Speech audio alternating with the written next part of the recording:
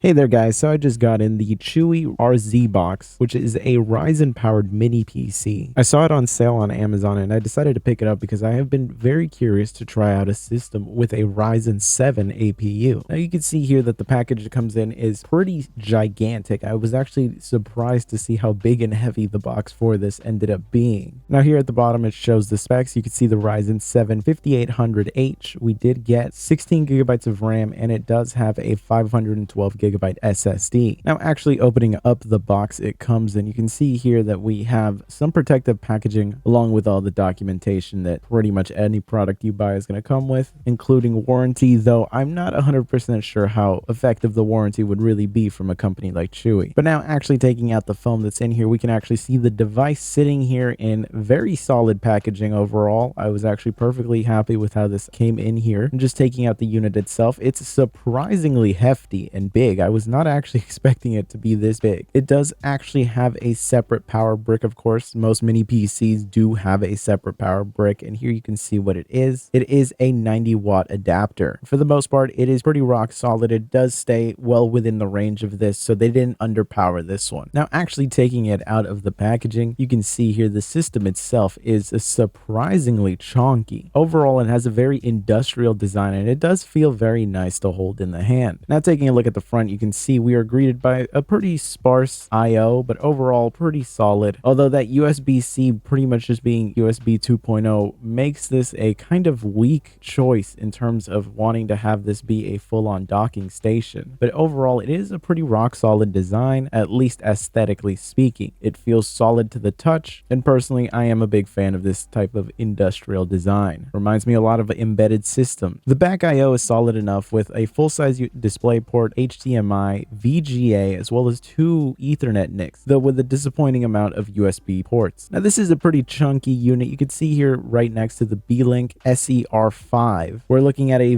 very much smaller unit here. Both in total width and height, it is just really not comparable at all. They are just two gigantically different types of systems. Unfortunately, I feel like the CHUWI does not actually fully utilize its size in an effective way. And I'll show you exactly what I mean by jumping into Cinebench. Now you can see that the Cinebench scores that we get are actually pretty rock solid. With a multi-core score of 11,300, this was really impressive, especially considering that compared to the 5560U, which is also Zen 3, at the 25 watt TDP of that system, that was 7,610 that I ended up getting, while the 5500U being based off of Zen 2 got a multi-core score at 25 watt TDP of 6,525. But it was while running Cinebench that I actually ran into the first problems overall with this system. As you can see here, within seconds of starting the Cinebench benchmark, we end up with temperatures that pretty much constantly stay at around 100 degrees Celsius. Now the system has a hard TDP of around 54 watts, but it really, because of the heat issues, levels out to around 42 watts sustained. Now the BIOS does have options to adjust the TDP from all the way up to 54 down to 45, then 35, then 25, then 15, and then 10. Unfortunately, none of those settings actually apply. No matter what I've done with the BIOS and no matter what program I've tried to use, I just cannot unlock the TDP of this system. And because of that, we're pretty much just stuck dealing with this horrible cooling, because the cooler that's actually in here is pretty terrible. It does such an awful job trying to dissipate this much heat that I'm shocked that they even continue to sell this unit. I have actually had it shut down twice on me from I'm guessing, just reaching really high temperatures twice with Cinebench. So already off to a terrible start. I wanted to see just exactly how bad that would be in games. So firing up Forza Horizon 5, you can see here that at the full 1080p resolution, no upscaler whatsoever, with the ultra low graphics preset, the level of performance that we're getting here is actually surprisingly solid. Running through the entirety of the benchmark 3 times, we got an FPS average of 54 with 1% lows of 40, which means that the overall experience in here at the full 1080p resolution without having to use FSR is just really nice, really impressive. And so far the system temperatures aren't to a level where it's just ungodly, but already just being in the low to mid 80s is pretty concerning. And this is one of the better results that we actually ended up getting. Of course, if we enable FSR and go all the way down to the ultra performance preset, we do actually see a pretty noticeable uplift that did make the experience of actually playing the game pretty nice. I jumped in and just drove around a bit in the open world with both just the low settings, full 1080p, and also with FSR. And FSR did feel a little bit more responsive, though it wasn't a groundbreaking difference by any means. But we did end up with a final FPS average after 3 runs of 62 FPS and 1% lows of 52. So while that was an overall impressive result, I decided to boot up Rainbow Six Siege and see what the performance is actually like in this specific game, and with the lowest in-game graphics settings, which also do set the target resolution to essentially 50% of 1080p and just upscale that, we do actually get a result that was surprising and really impressive. With a final 3-run score of an FPS average of 99 and 1% lows of 86, this is really great results considering that we didn't have to use anything like FSR to actually get this level of performance. And in fact, if we wanted to just get closer to a 60 FPS average, we wouldn't really have to use the temporal upscaling that reduces the render resolution as it is right now. Of course, we can also apply FSR on top of this and see what that does to the overall performance. And doing just that was really impressive. We ended up with an FPS average of 130 after 3 runs and 1% lows of 109. This was a really great result, and honestly, I don't really notice too much of a difference between just turning on FSR at performance mode and also having the temporal upscaling. Visually speaking, there isn't that much of a difference really between the two, and it's kind of just free performance at that point. Not to say that it looks perfect, definitely the temporal resolution drop can be pretty noticeable, but in general, this was just such a pleasure to actually play that it didn't really bother me too much. So after that great result in Rainbow Six Siege, I decided to jump into Doom 2016 to see what the result would be like here at the full 1080p resolution. And overall, the result was pretty rock solid, with 1% lows well within a range that I would think most people would find to be acceptable, and an FPS average that is just slightly above 60. After 3 runs of this mission, I ended up with an FPS average of 61 with 1% lows of 47. Really, this stayed so consistent throughout all of this that pretty much going through all of the footage, the 1% lows and averages would just fluctuate by 1 or 2 FPS at all times. Now, another game that I have been testing pretty frequently lately just because I do enjoy playing it, we have Killing Floor 2. Now, with the lowest in-game graphics settings at the full 1080p resolution, we were getting really nice levels of performance, with 1% lows that were practically at 60 at all times, and averages that were well within a range that you could actually start to utilize a high refresh rate monitor. After 3 runs of this same map at the exact same settings, we got an FPS average of 81 with 1% lows at 45. Overall, a very enjoyable experience, and I'm glad to see that we didn't even have to drop the resolution down to 720p. Of course, we were riding on such a high there that I had to bring the system down and actually humble it. Our FPS average in the Red Dead Redemption 2 benchmark ended up being, after 3 runs, an FPS average of 36 with 1% lows of 32. This is at 1080p, lowest in-game graphics with FSR set to performance mode. So we didn't even have to drop down to 720p to actually get this to be at a playable rate with FSR. This is a interesting development because this actually means that if you have this type of chip, you could actually play this game. Yeah, it's going to be at a really low resolution because of FSR, but it's at least FSR on the base 1080p resolution. This is really impressive. I was actually really blown away by the results here. Unfortunately, the temperatures throughout all of this testing for the system were just crazy, especially because this thing is screaming at me at this point. And by the way, if you were curious of what the performance is like if we do go with 720p and FSR performance mode on top of that, the results are actually really impressive in terms of the numbers overall that we get, with a final 3-run FPS average of 54 and 1% lows of 45. This was a really rock solid experience, but the game just looks so bad that I really can't recommend that you play like this. It just doesn't really make any sense.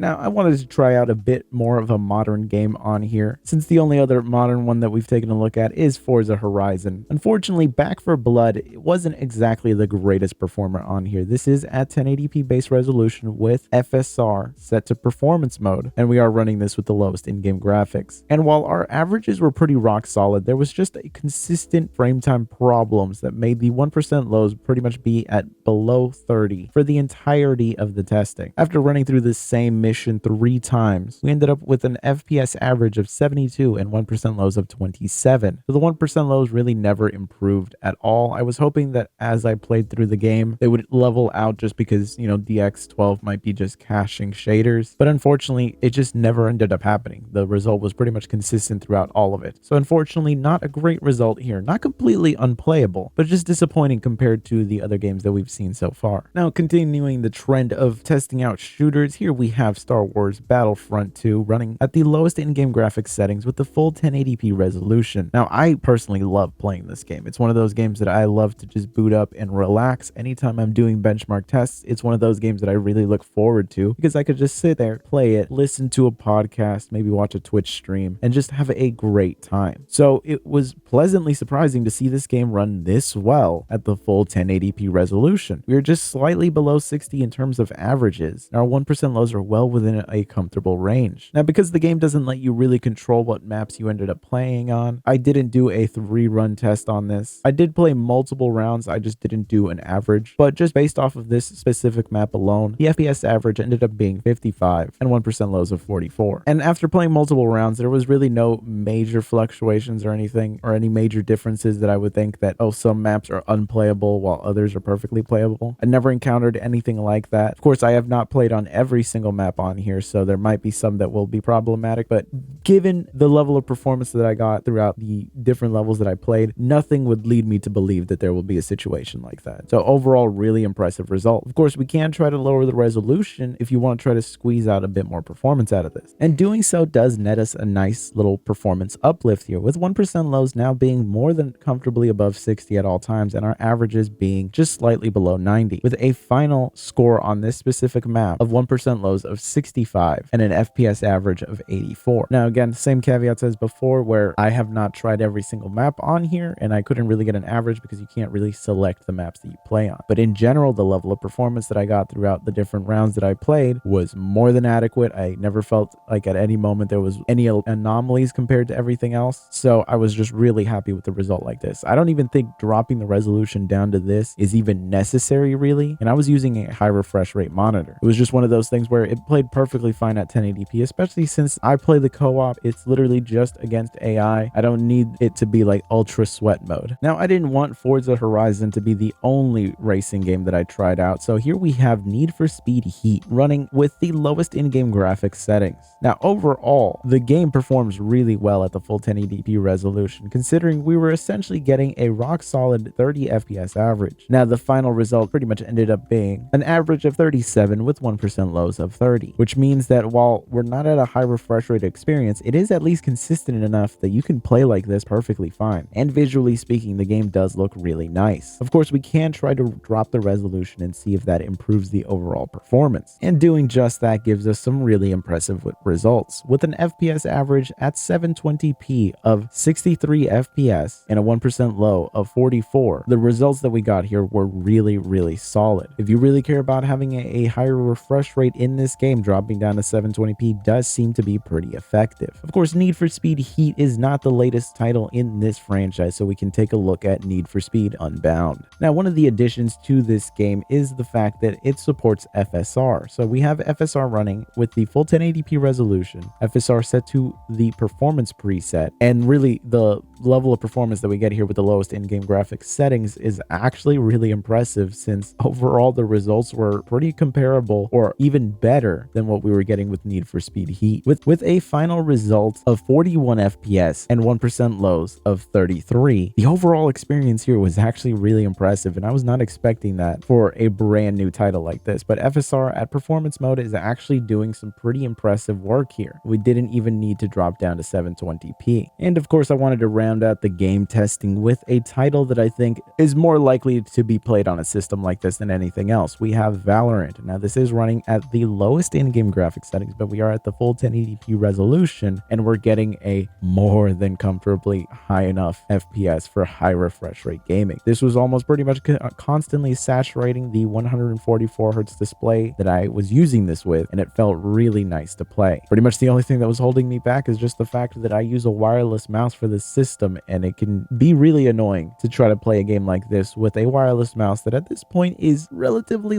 old. It's not one of those really low latency ones. It's like it's an old Logitech G602 where I even get Wi-Fi interference that just like ruins the signal of the connection. So overall, a really solid result considering the fact that the IO I was using was not exactly the best for this kind of game. But I was so impressed by the results here that I was legitimately just blown away. This is such a massive leap in comparison to all the other systems, and a big part of it is the fact that we have a higher IPC on the CPU and it can also clock higher. You can see that the GPU isn't even really at 100% utilization throughout this. We are still in a lot of ways CPU limited here. If the CPU could go pretty much all the way to 5 gigahertz, maybe that'll undo the bottleneck there, but outside of that, really nice results. But the biggest disappointment is also look at those temperatures. We are at over 100 degrees just playing Valorant, a game that is getting a mobile release soon, and it's spiking this APU up to 100C. It's ridiculous stuff, and overall it was really just disappointing to see considering just how good the 5800H is. And really, that's my overall conclusion with this specific system. It just runs way too hot for how big and loud this system gets. I mean, it's a chonker of a machine, but it's a waste because all of the cooling potential is just ridiculous. I mean, again, compared to the other mini PC, it's ginormous, and it can't even keep temperatures even remotely within a safe range. And it's just screeching at you while you have it at your desk. So overall, I don't recommend this mini PC. The chip itself is actually really impressive, and if we could actually get it in a system that could cool this properly, this would be amazing. So I don't recommend you get this specific one, but I will link down below in the description some mini PCs that have much better cooling than this, that don't have problems of it just randomly shutting down on you, because the chip it has in there is really nice, but the whole system built around it is just really disappointing.